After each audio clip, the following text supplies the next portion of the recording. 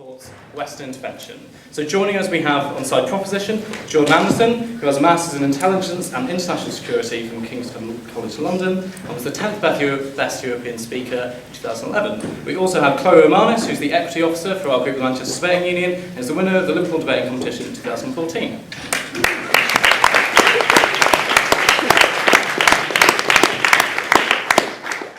Side opposition, we have Dan Poulter, who's an author and analyst for the group Counterfire. For more information on their group, you can see Penny at the front here at the end of the debate. And also Kate Brooks, who's European Debating Championship semi-finalist from last year, who's reading for a DPhil in International Relations at the University of Oxford and works as a consultant for the UN's Economic and Social Commission for Western Asia.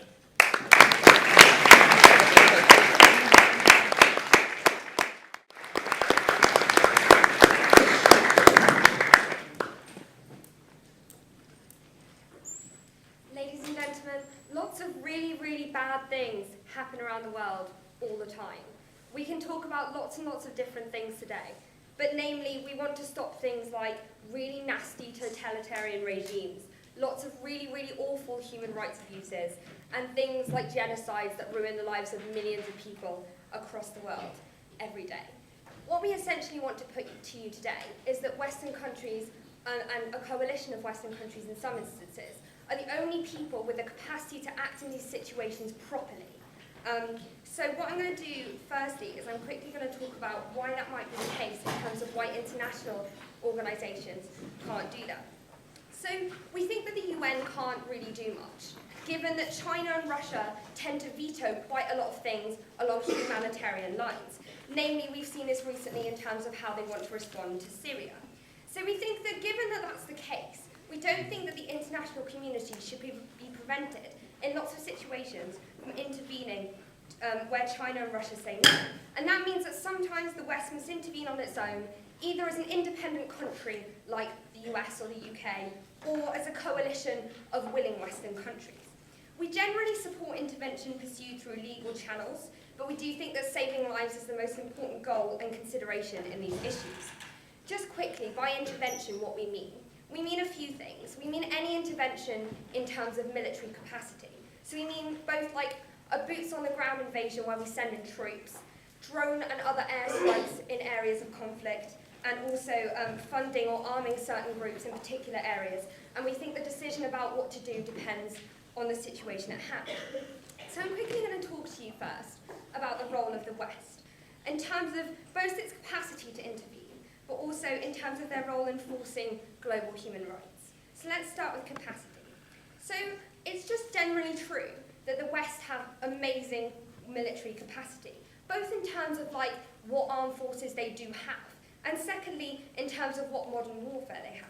We can see this all the time in things like the development in military technology that countries like the US and the UK have. But you can also see it in terms of how they deploy uniform standards. But you can also see it in how good military training in the US and the UK and other Western countries is, both in terms of military strategy, but also in terms of human rights training. We also think that these countries and these armies are the only ones with what I'd call power projection. This means that while they have these awesome big forces, they're also able to deploy them quickly and effectively to the areas which we need to reach. So we also think that their capacity is varied too. So I've talked to you just a second ago about the different things we can do in different situations. We can deploy different things effectively in different scenarios.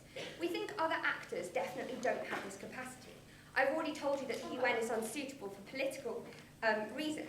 We also think that a lot of independent states that aren't necessarily Western don't have this capacity to intervene generally. Like we saw this when certain African states tried to intervene in places like Sudan and Rwanda, and that was ineffective.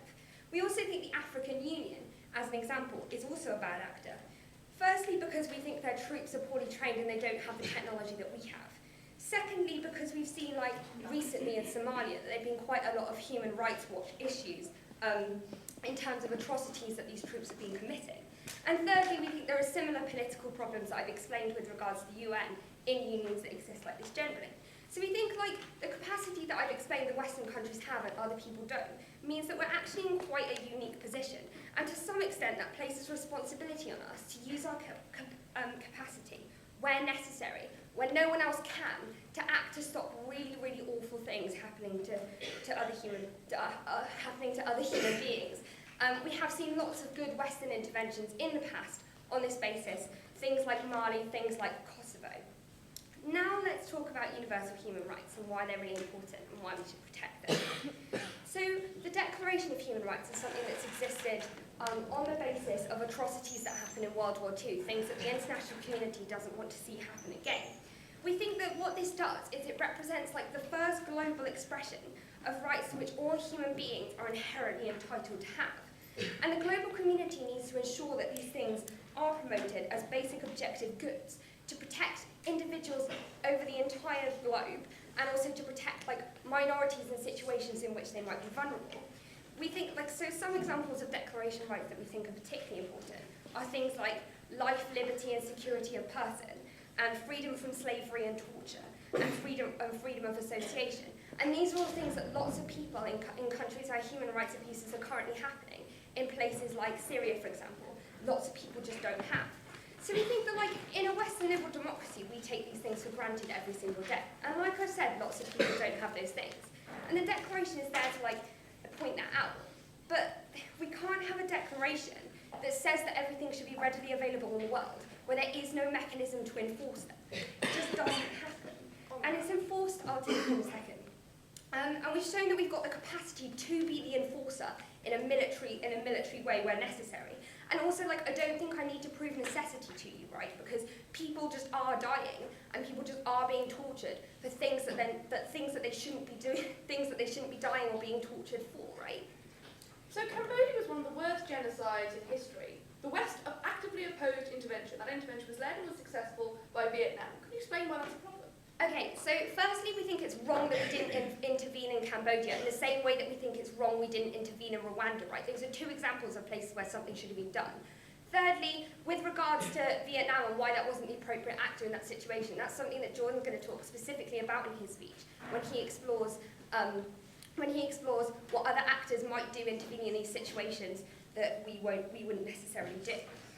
Okay, so now I just want to talk a little bit about responsibility in terms of what Western nations might have done to lead to these conflicts happening in the first place, and whether that means we have some sort of responsibility in these places. So firstly, colonialism was just a really bad thing that happened, that left lots and lots of countries in a really, really bad state with bad things happening. So if you look at the 1818 Congress in Berlin, where the West just divided up Africa, not looking necessarily along arbitrary state borders, but just dividing up in a way between themselves. That led to three really, really bad things. Firstly, racial tension, because when you divide people into arbitrary groups that aren't used to living with each other and don't have the same cultural similarities, that happens, and it's also been attenuated by countries, say for example, Rwanda. Secondly, we think power vacuums happen. That leads to things like dictatorships who are prone to committing atrocities. And thirdly, we think the way you leave countries in desperate circumstances, it leads to an increase in extremist activity. Recently as well, we think that the West has supported dictators, and also lots of economic policies have left these countries in a really terrible state, leading to bad things to happen. For that reason, we believe we are responsible and we should intervene.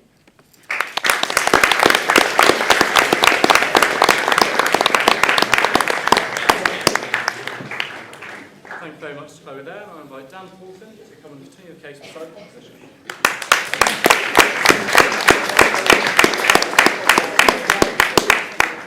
Hello, yes, on the theme of bad things happening. I think, first of all, we have to look at the assumptions that's being put. It's been put by the speaker here, but it's being put and is dominant in the mainstream media, in the voices of politicians, in politicians like Tony Blair, who's been calling for boots on the ground, who's been, I don't know how he thinks it's helpful to evoke the absolutely atrocious legacy that he's responsible for. Conservative estimates saying 500,000 dead in Iraq, a war and occupation that lasted for 8 years, and that I would argue has actually led to the kind of proliferation of terrorism that we see today on a massive scale. So I think there are three phases, if you like, to the logic that says we should go to war in these kind of situations. The first one is, as our speakers remind us time and time again, that bad things do indeed happen. So the bad things happening in the world, usually in a remote country somewhere, that a lot of the population that may be bombing it know very little about, including a lot of the politicians who often know very little about the kind of countries they're going to intervene in there. that leads to the cry that, well, something must be done. Bad things are happening, so of course something must be done. We have a responsibility. We're uniquely placed. We have these weapons. Something must be done. Those you could say, okay, there's quite a tight link between saying, okay, something bad's happening, therefore something must be done. But anyone who's even thought about, even briefly, about ethics will understand that having a duty to act doesn't tell you what kind of action you should take, or indeed what kind of action is effective. So I think we have to uncouple the idea that if it's the case that we have a duty to act, that therefore that translates directly into a duty to bomb countries. I think that's a very important point to make, that there's only ever one option in this kind of logic, the option of bombing from the air. So are you conceding that sometimes we should intervene and we're just arguing about whether or not we should do it versus whether or not we actually should be doing it in the first place? I think, as a general point, to narrow one's options in terms of a question of intervention to war alone is a ploy. I think it should be deconstructed. In terms of Western intervention, I am against Western intervention. We've mentioned colonialism. The very Western powers that are responsible for colonialism are the same ones that are being evoked now in terms of what many call, and I think rightly, neo-colonialism. Okay, you don't control these countries directly, but you control them via, look at Iraq. This was a regime that fell out of favour with the West, that was bombed. There was regime change, an illegal act, but it happened. And a Western puppet regime was set up, the Maliki regime, which has led to the current regime, which is asking for the West to come in and bomb. So this is a form of neo-colonialism. I think it has to be opposed. I think we've got to look at, and also we've got to look at the effectiveness of these kind of interventions. What we're talking about is a very specific kind of intervention at the moment. It's very fortuitous that this debate is taking place on the eve of a vote as to whether we should be bombing Iraq. On this, okay, so the Yazidis in Iraq who've been requesting intervention and are facing extermination at the hands of ISIS, would you call them a tool of neoconservatism? So Neocolonialism, sorry. So here we have the bad things happening argument. No, I wouldn't. I think if you look at Libya, for example, it was true that people in Libya were calling for the West to do something to create a no-fly zone, a very sanitised notion that meant an air war. But you've got to look at the results of what happened there. Up to 30,000 dead in the immediate aftermath of that bombing campaign. A country that recently, when it tried to hold its parliament, had to do so on a boat. And I think it's fair to say that if you have to hold your parliament on a boat, you have to admit you don't run the country anymore. Libya, this is a failed state. This is the so-called success of Western intervention. And also, I think, we've got to look at some of the questions that have been raised by the proponents of this motion. We've spoken about democracy, and yet what little bit of democracy might exist in the UN has just been dismissed. And we're looking at now a coalition, or the so-called coalition of the willing, that has included amongst its ranks Saudi Arabia. This is a country that in August alone beheaded 19 people. So we're talking, it's absolutely horrific when people get beheaded by ISIS, but if we're going to go to war on the basis of beheadings, maybe we should go to war in Saudi Arabia. But no, Saudi Arabia is a Western ally. It's part of the neo-colonial project it's about power projection in the Middle East, which is what these interventions are really about. Afghanistan, look at the legacy there. This is a country that is now a fiefdom of drug barons. It's one of the most corrupt countries in the world. Its infrastructure has been destroyed. Iraq infrastructure destroyed. And I can't see any evidence whatsoever that these campaigns, even taken on their face value, have been a success. Quite the opposite. It's also the case in this country, where we're on the eve of this debate, the majority of people oppose the war on terror, oppose the war in Iraq and Afghanistan, even though when there was majority support for Libya, that disintegrated once the actual results of that bombing campaign made clear. There is a massive democratic question here, that how can it be that if a majority of the population are opposed to war, we still get a situation where we're being asked to go back to Iraq only 3 years after we withdrew from that absolutely bloody mess that it became. So I think I think, yes, there are general arguments to make against intervention, but also very specific ones to make in this case. And I'm tired of the trilogy of films, of the War On series. You may be familiar with this. Once we had the war on drugs, then we had the war on terror, and now, and I think this might be the most unpopular sequel of all, we're having Obama presents the war on war, which is an absolutely preposterous notion. I think the arguments that these people are putting are wafer thin, to be generous, and I think if we do have an intervention, this is going to be a very, very dangerous time in which the problems we're talking about in the Middle East are only going to deepen. There's plenty of people, even in the establishment, arguing that the ISIS organisation will be strengthened by intervention. It's actually a product of an intervention. It didn't exist before 2003. It was set up in 2007 as a response to the bombing of Iraq. There's evidence, even the former head of MI5, who said that the Britain's involvement in the Iraq war was directly responsible for the 7/7 bombing. So that is my case against intervention. I look forward to the discussion.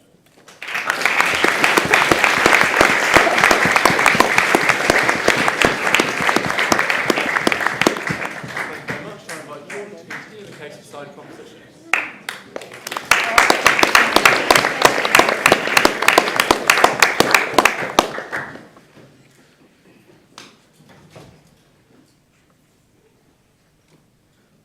When the US Constitution was being written, there was a very well-meaning man at the convention who suggested they put a clause in the Constitution saying that the US Army could never be greater in size than 3,000 men because it was a threat to liberty.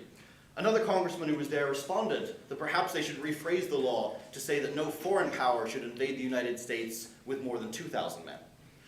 What I want you to say here is, as a consequence, you have to think about what is being said by both sides. And as a consequence, the opposition side on this debate isn't really so much saying that they oppose Western intervention as they support unopposed Russian intervention, or they support Saudi Arabia intervening instead of the West as a consequence. I think this is quite important, especially when we have a representative here from Counterfire, which is an organization that regularly tells us that there are no Russian troops in eastern Ukraine. They're not there, so I think that's interesting. So 3 things I want to bring you. Firstly, why interventions happen, why they will happen anyway if the West isn't doing them. Secondly, why the West does interventions better, that's why that's a good thing. And thirdly, how we deter malicious interventions by the West intervening. I'll talk you through those 3 things. I want to bring you a few replies to what we just heard first, though. Because first we've been told that they think it's really bad to limit your options to war alone. We agree. That would be a terrible idea. What we stand for on this side is a combined foreign policy of war or intervention when it makes sense, and doing other things when those other things make sense. We're not arguing a case just for intervening in every single problem. We think occasionally negotiating with other countries might be a good idea. But what the opposition are standing for is limiting foreign policy options of the West just to not intervening, not just yet, right? Just to non-military means. We think that's a problem, and they have to tell you why the West should never be doing intervention, because they're the ones who want to limit our options. I mean, just regarding the Cambodian genocide briefly, because it was promised I would say something about it. I mean, yes, Vietnam invaded and ended the Cambodian genocide. They also invaded Cambodia, and it was really bloody the way they did it. Also note the group doing the Cambodian genocide, or backing the Khmer Rouge, was the Chinese government, so another non-Western actor, and they were involved because the West had withdrawn from the region and it was all very messy, and they felt like they could project power. So it's not exactly a clear example of like the non-Western actors being wonderful there, and I'm not sure it's a good example for them to bring up. In terms of the examples of Libya and Afghanistan we heard though, because we were told that Libya is lawless, and the parliament meets on a boat. The British Parliament meets right next to the rarest, it's not very far. And Afghanistan, they're corrupt and they're drug barons. And both these things are true. Bear in mind, however, that without a Western intervention, Libya would still be having a bloody civil war. The body count in Libya now is massively down from when before Gaddafi was toppled, even if it's lawless. Afghanistan is no longer a theocratic state harboring Al-Qaeda, even if it's very corrupt. I call that a win. I think that's a good thing as far as intervention goes, and I'll stand behind those records. So, why interventions happen? Because we think the world is globalized, right? Countries' interests do not stop at their own borders. Having a terrorist haven next door, having a humanitarian crisis next door, having a giant source of refugees next door affects your country. As a consequence, what happens in one given country will always affect other countries, and it will be of interest to them. As a consequence, sometimes countries intervene in other countries to get their outcome that they want in order to protect their own interests. So ISIS is a good example of this. Right? ISIS is not just a problem because the West says it's a problem, and it's not just a problem because they behead people, as terrible as that is. The problem is that ISIS is now going to be a source for exporting terrorism across the region, which is going to kill a lot of people, whether or not the West, well, even if the West doesn't intervene. Right? Having a terrorist haven is a problem. This is why the ambassador for the UAE, speaking earlier this month, the ambassador to the US, was saying that the UAE was ready to fight ISIS, and saying no one has more at stake in the region than the UAE and the other moderate states. This is why the US has currently been joined by 5 other Arab states, I won't list them just yet, in carrying out airstrikes on ISIS. Even if the United States and the rest of the West decides to do nothing about ISIS, those other 5 Arab states intend to do something about ISIS, because otherwise it's a threat, and they're going to have to keep on being involved.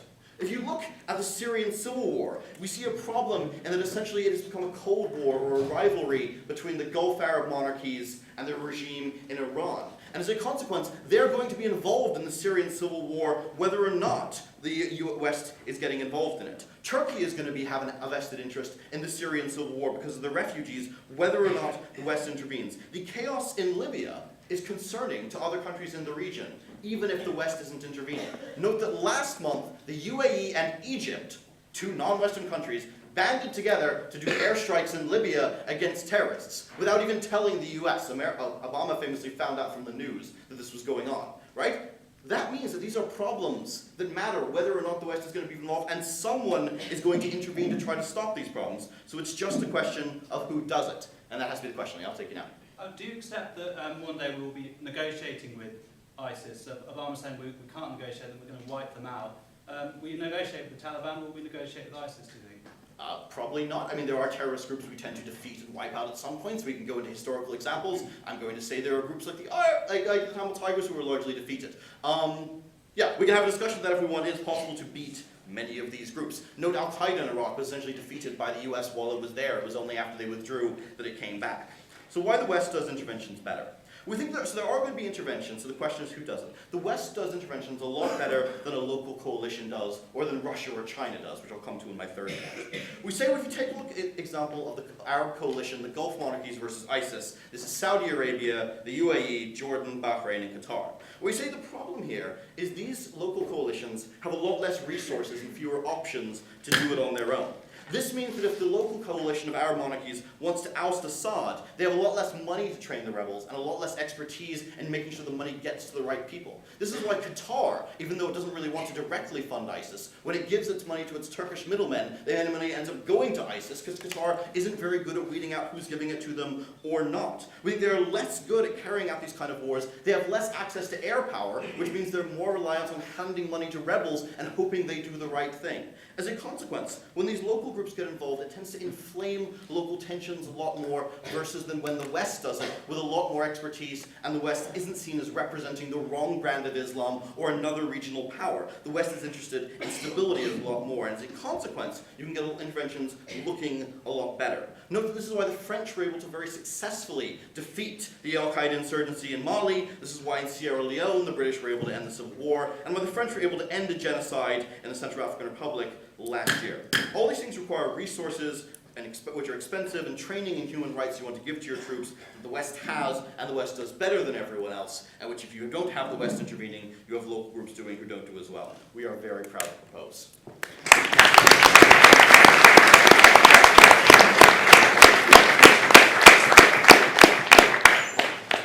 Thank you very much. I invite Kate to finish off the case for side opposition.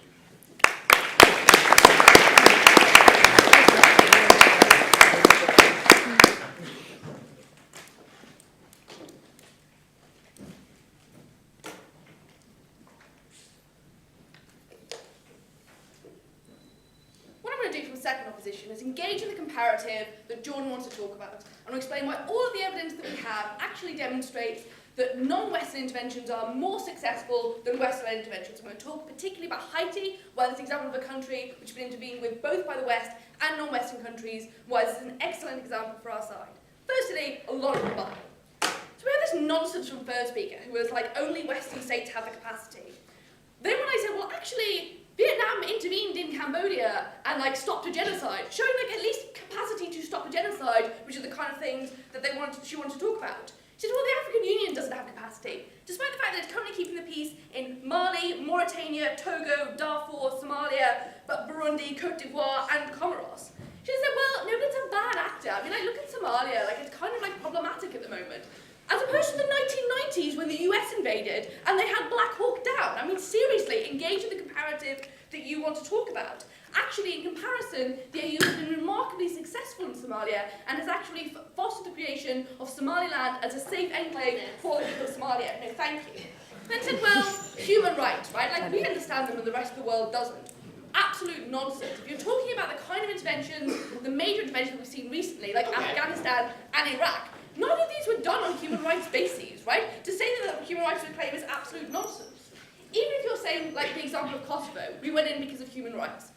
The NATO-led bombing of Kosovo led to more civilian casualties than the original Serbian ethnic cleansing, right? This is our commitment to human rights. That's a necessary consequence of whenever you have Western intervention. They also said, well, no, but at least the non-West definitely doesn't get human rights. I've already talked about the intervention in Cambodia. Jordan said, like, well, like, that wasn't ideal, it was quite bloody. Invasions tend to be, again, on a comparative basis, less people died as a result of the invasion of Vietnam into Cambodia than were dying in the Cambodian genocide, right? Factually not the case in Kosovo. They also said, well, yes, but something like need our help. Like, look at the Yazidis. Again, on a comparative basis, right? The people who really help the Yazidis are the Peshmerga force from the Kurdish part of Iraq, not actually the Western-led bombing. Then can we on to the stuff that Jordan wanted to talk about. He said, well, firstly, like, if you're not supporting us, you're with Russia. Probably not, right? So, I think it's still logically sound to be able to say, I can think that what Russia is doing in Ukraine is terrible, but also simultaneously think that us having a simultaneous invasion probably wouldn't make the situation any better, right? That's probably a thing that I could say. And they said, well, no, but also if you're not with us, then you're actually with Saudi Arabia. Fact check, he said later in his speech, Saudi Arabia is currently with us, right? So this just doesn't make any sense. He then says, well, actually, like, look, these interventions will happen anyway. Again, in direct tension with the first speaker who said that no one else has the capacity to do these interventions but us. They said, well, look at the 5 other Arab states that have joined the intervention in ISIS. I'm saying, yes, firstly, they've demonstrated they have the capacity to do so. If they have limited capacity, you can give them resources. But secondly, I'm going to explain later why they're going to be more legitimate actors without the US. And they said, well, you know, regional tensions, and that's a problem. So to be clear, we're not suggesting that, like, Iran and Saudi Arabia team up and try and fight it out in Iraq. That would obviously be a terrible idea. But you can't then say that the US is not a contentious actor in Iraq, right? Surely at least the UAE or Saudi Arabia, by their own, are less contentious than the US.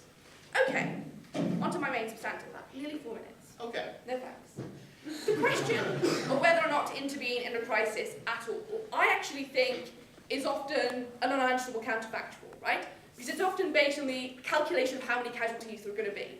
In 2011, the West said, look, we're not going to intervene in Syria because we think it's going to resolve quickly. It didn't. They were wrong. But they couldn't have known that if they'd intervened, right? Similarly in Kosovo, the statistic I gave you earlier about there being more civilian deaths is only a bad intervention if you can assume that less civilians would have died had you not done anything. So we think that actually whether or not intervene is often an impossible counterfactual. You have to make a gut call at the time. But what we do know is who is best to intervene. And I'm going to talk to you now about why Haiti shows that actually non-Western countries are much better at intervening. Well, you do. Yeah. So you're defending the Peshmerga who are funded and armed by the West and who request Western airstrikes as not a Western intervention. Okay, so you can still, yes, the Peshmerga are not a Western intervention until you are literally fighting alongside them. At no point have we said that you can't fund people. Like the situation I'm going to give you in Haiti, the US actually funds a lot of the intervention, but there's a massive difference when they don't put troops on the ground, and that's what I'm going to talk about now. So Haiti is the pretty much quintessential example of a failed state. it has been the subject of continuous intervention, most notably in 1994 when the US led an intervention. They then left in 1997 having restored democracy, forced to go back in 2000 because they hadn't stayed the course, then left again. In 2004, once again conflict broke out, but this time actually the Latin American states said, look, we're doing this for ourselves. You then have the coalition of Brazil, Uruguay, Argentina and Chile who led the intervention to restore democracy in Haiti. They've now been there for 10 years. And as a result, Haiti has seen the longest period of peace in its memory. Why has this been the case? Why have they been better? And what does this say about intervention generally? Firstly, because all of the evidence points to the fact that southern interveners actually have a different approach to interventions. They view poverty as a cause of conflict. As a result, they're much more likely to engage in long-term development cooperation. They also reject the hierarchical donor-recipient relationship and actually view it much more as a partnership, right? This means that you have a much more beneficial and mutually cooperative relationship with the country that you're intervening in. They're also more willing to stay the course, right? As demonstrated by any time the US intervenes anywhere, there's huge amounts of investor pressure to leave. This is really problematic, because it means they always leave prior to the solution actually being solved. By contrast, just as Jordan said, regional partners have an incentive to intervene and have an incentive to stay the course because of the consequences that come to them. They are also more willing, thirdly, to sustain casualties. The fact that so many people die in Western interventions is a direct result of how unwilling we are to sustain our own soldier casualties, which means we're going to engage in airstrikes and we're not going to have troops on the ground. Actually, the kind of interventions that maintain most civilian life are often the ones at which you have to risk your own soldiers. The African Union and Latin American states have proven much more willing to do that, and as a result, their interventions have been much less bloody and much more successful. Altogether, we think that generally, whether or not to intervene is a really difficult decision. But ultimately, all of the evidence shows that when we do intervene, we should support southern partners and regional partners to do it because they are better placed, they are better actors, and that's how we get all of the goals that you want to on your side. Proud to oppose.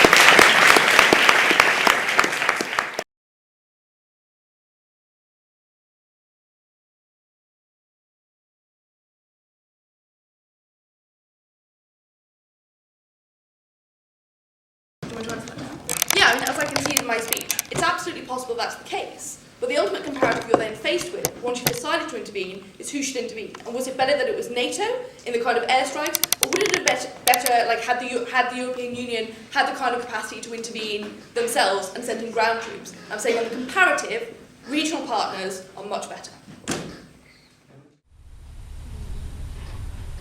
I mean, the important thing to remember is that most Western interventions take part, at least to some extent, in cooperation with a local partner. There are very few interventions that didn't. For example, when we invaded Afghanistan, the original invasion was mostly special forces and working with the Northern Alliance to throw the Taliban out of the country. The heavy US presence in the country actually came a little bit later on. There's very few interventions that have no local partners at all, so you can get all the benefits of working with locals through a Western intervention. And at the point where they tell you, well, we're going to give them guns, we're going to write them checks, we're going to do all these things, but the local actors are still legitimate actors, you pretty much associated themselves with the West pretty heavily because everyone knows you're cutting them checks and giving them guns. So you kill the legitimacy either way by being associated with the West, delegitimizing it.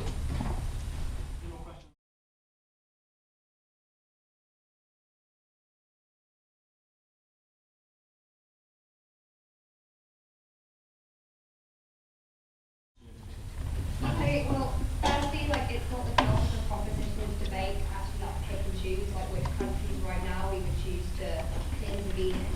But secondly, like with the conflict you're talking about in your particular example, like really bad things are happening there. And for the surrounding countries as well, where bad things also happen, like you stop that situation from escalating immediately and then can deal with the things you're talking about afterwards. But you also like help countries around it, say surrounding similar areas where similar things are happening, things getting worse. Then when we're talking about things like refugee camps and that sort of thing, maybe from getting worse. I mean, there are situations where intervention is a terrible idea. North Korea is one of those. Intervening in North Korea is a bad idea, and that's why we shouldn't do it.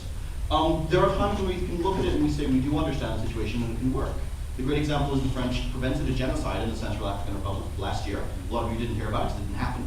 But the French were able to go in and essentially prevent what had broken out from carrying on. And that was an area where we felt like we did have the expertise and we could make a difference. So there are times when it is, and I can throw examples of when we do and when we don't. What we want to establish is there are times we think when we have a plan for what we're going to achieve and how we're going to do it, that we should consider military intervention as an option. Well, I mean, I think that, the idea that there's a kind of roving global superman or superpower to kind of just intervene where bad things happen, I think that is an actual reality of the world we look at. You can't just will some kind of intervention. I don't believe that Superman exists. I think you have to look at the actual motivations. Don't forget about the project for the American century. Don't forget American power projection. These are all real issues that are actually political realities of the world. But actually, we're talking about a specific chain of interventions here. We're talking about what was called, and is sometimes called still, the War on Terror. It's a very specific project. It began with the attempted regime change in Iraq and Afghanistan. It's kind of a reaction to the bombing of the Twin Towers and so on. Every single intervention in that chain of interventions, in particular, has been a catastrophic disaster. We've seen hundreds of thousands of people who've died. It's true that Kosovo led to more people being killed. It's still a UN protectorate. It's still a destabilised country. We can't just go around bombing. Where's the cause to bomb to Israel and all these sorts of things? So we have to look at the actual agenda that's on the table. In America, Obama does not have a plan, unless a war on war is really a plan. Is that a plan? A war on war? I think if you look at the world on a regional basis, it's quite clear that in the regions where you do have a call for regional organisation and you have a commitment to the region solving certain problems, such as in Africa or such as in Latin America, they've actually been able to solve a significant number of conflicts that way. And the region actually where we intervene the most, the Middle East, and where there is much less of that kind of regional commitment, is actually much less stable. So I think the evidence demonstrates that where possible, we should encourage a sense of regional responsibility, because that seems to be the best way to foster peace. Any other questions?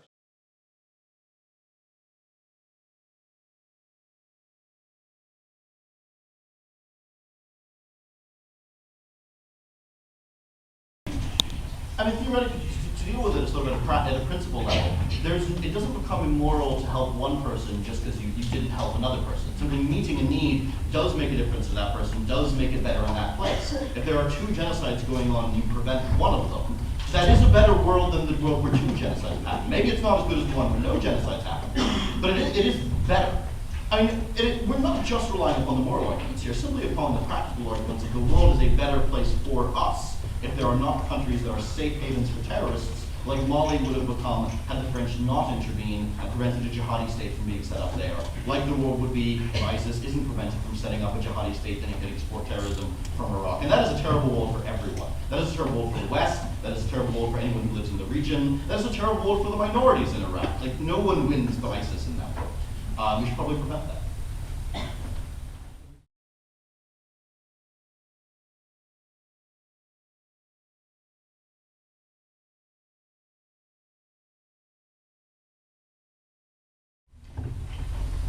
It does depend on the situation.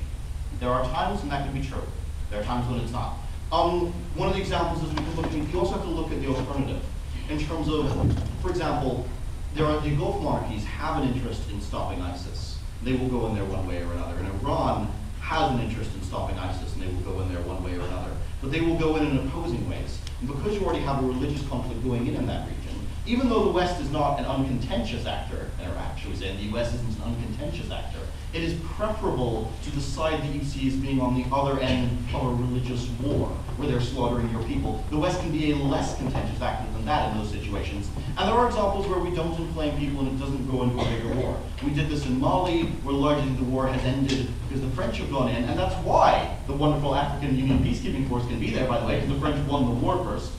They most likely would have been able to do that themselves without the response to that. Also, if you look at examples again like the Central African Republic where we've been able to go in, I talked about Sierra Leone as well. I realize some of these are conflicts we've heard less about because these are the ones that have blown up less. But it is very much possible when the West is a less contentious actor than a local actor who has a vested interest and who's seen as being on the other side of a bloody ethnic or sectarian war. Okay, so unlike Central African Republic, it's obviously the case that the African Union has lower capacities than the US or than France.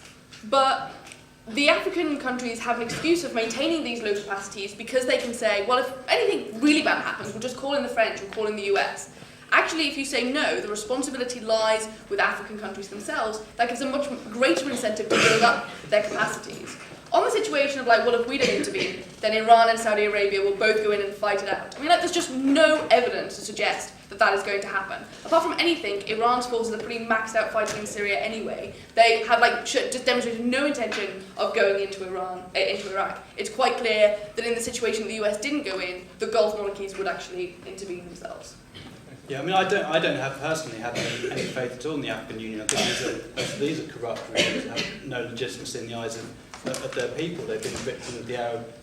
These regimes have been targeted. The Arab Spring spread into Africa, don't forget, and there was lots of brutal repression to stop that. So I don't hold up the African Union as some kind of model of intervention, but we've got to look at what is actually on the table here. We're talking about a Western intervention that's on our doorstep. It's about to happen on Friday. There's going to be a vote about this. This is a pressing thing.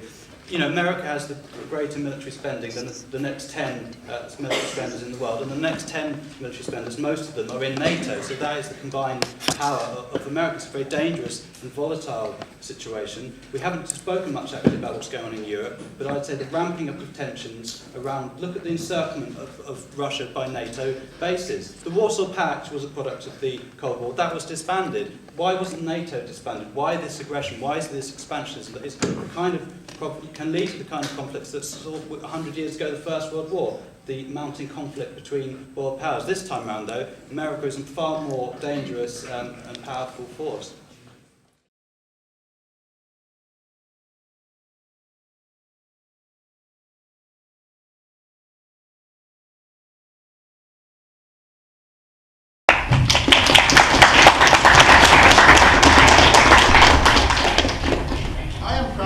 Single Yazidi who is alive and not enslaved right now.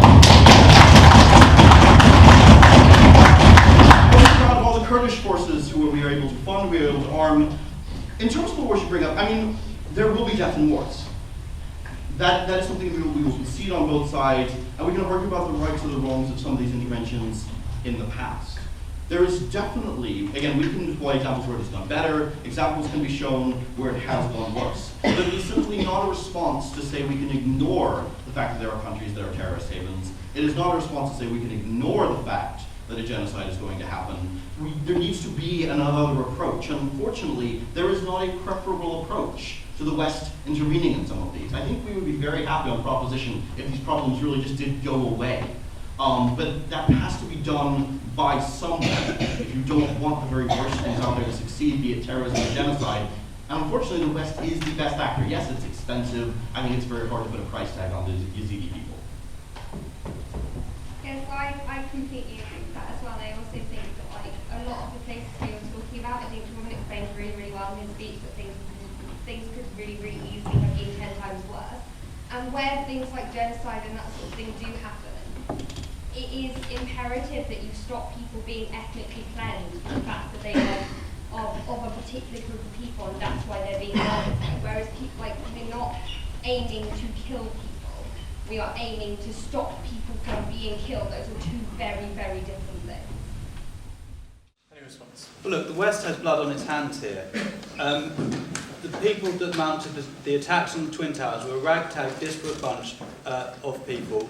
Mainly the people who did that came from Saudi Arabia, not from Afghanistan. Since the war on terror began, terrorist groups have spread through Afghanistan, Iraq, now Syria, Libya, Mali. There's an Al-Qaeda in India now. Are we just going to go around bombing all these people because these groups are set up? The West is responsible for the proliferation of terrorism, which is what you get when you blow countries to smithereens. When you destroy infrastructure and people, guess what happens? People become bitter, angry, and think they have only one option, which is to turn all their hatred towards the people who've been responsible for those kind of interventions. That is how you get a cycle of violence. We need to break the cycle of violence if we want a just and peaceful world.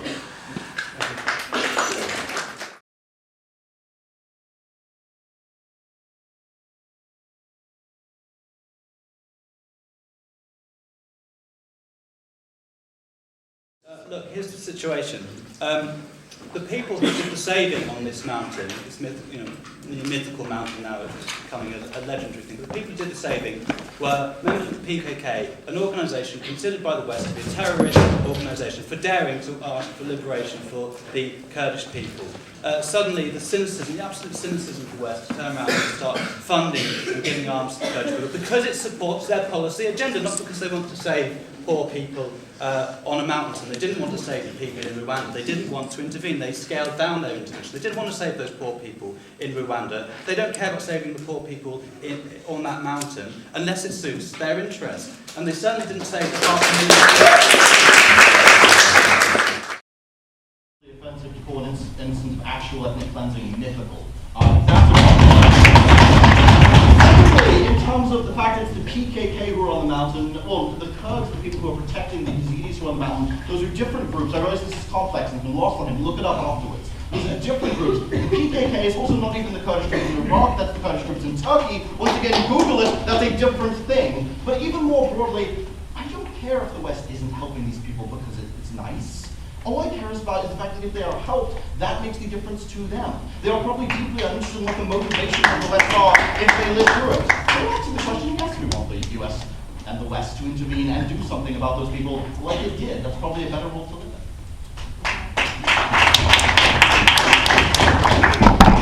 Thank you very much. Thank you very much to everyone who asked a question. That's very good. So we'll be ending with 2-minute speeches from one speech from the side. So without any further ado, I'd like to invite the speakers inside the competition to end off the debate for their speech.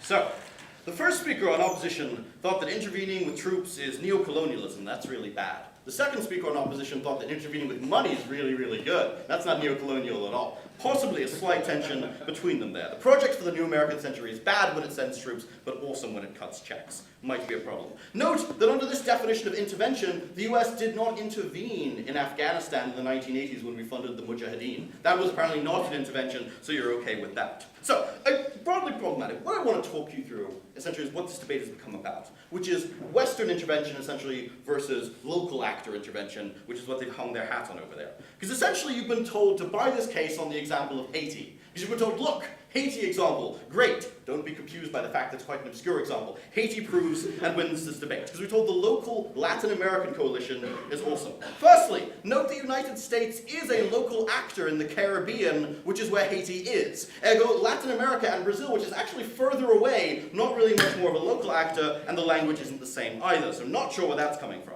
Also note they say, look, the local coalition has brought lots of peace for 10 years. Yes, that's because they've been occupying it for 10 years. Anyone can create peace when you occupy it for 10 years. The US occupied Haiti from 1915 to 1934, and there was peace. Okay? Right? You can do that. The problem is that doesn't mean it's being done better. The problem with these local groups is their troops are less well trained, right? They come from countries which have a less good democratic infrastructure, which means there's less focus on human rights in the training, less focus on protecting the local people. They are paid less well and less often, which means they're more corrupt when they're in country. And broadly speaking, these armies have worse technology, which means they don't have the kind of smart technology that lets you avoid civilian casualties and avoid radicalization when you go in. This is why all these local actors, be it Saudi Arabia or be it the local group, is worse. But also just to take the local actor example, note that when local actors intervened in the Eastern Congo during the wars, what they did was they divided the country up and plundered it for 2 decades, right? That is what local actors from non-democratic countries can do when they get involved. On the final question of, is there no evidence that Iran and Saudi Arabia would get involved in Iraq? Note that they are both already involved in Syria, funding their respective sides and giving their respective sides money.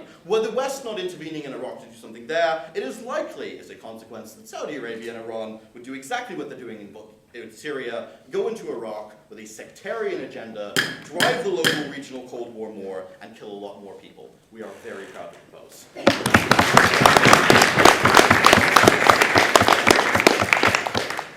Thank you very much. I'd like to invite Kate from side opposition to finish off the debate as a whole.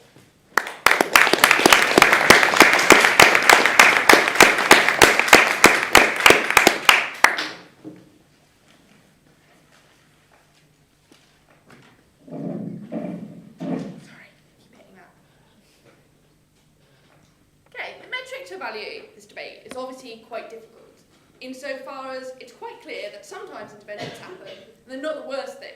Sometimes interventions happen and they're awful, and sometimes Western-led interventions are slightly better than non-Western interventions, and vice versa.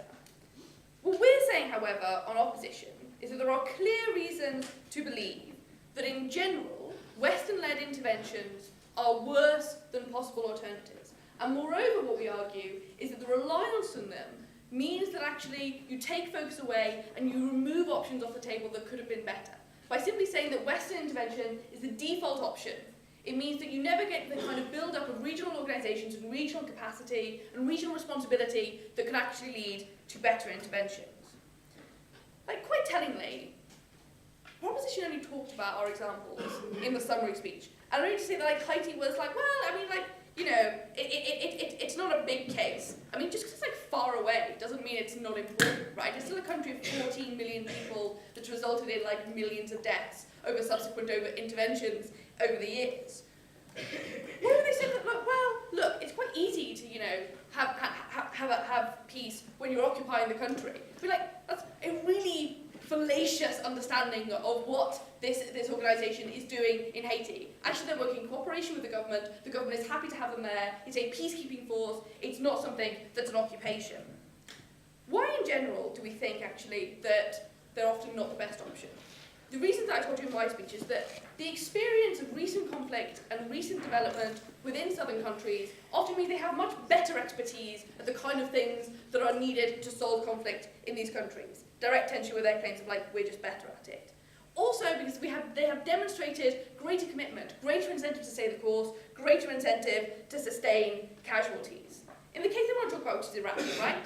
Obama has said that he wants to destroy ISIS without the use of ground troops. These are mutually exclusive things. The terrain of Iraq means that that cannot happen. Moreover, these acknowledge that the only successful strategy to defeat ISIS is one that will take years.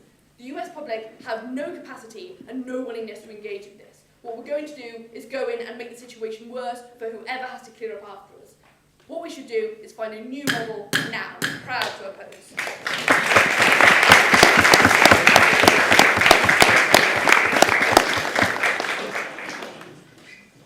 Thank you very much to all of our speakers again, and we'll have another round of applause for each speaker who's spoken again tonight.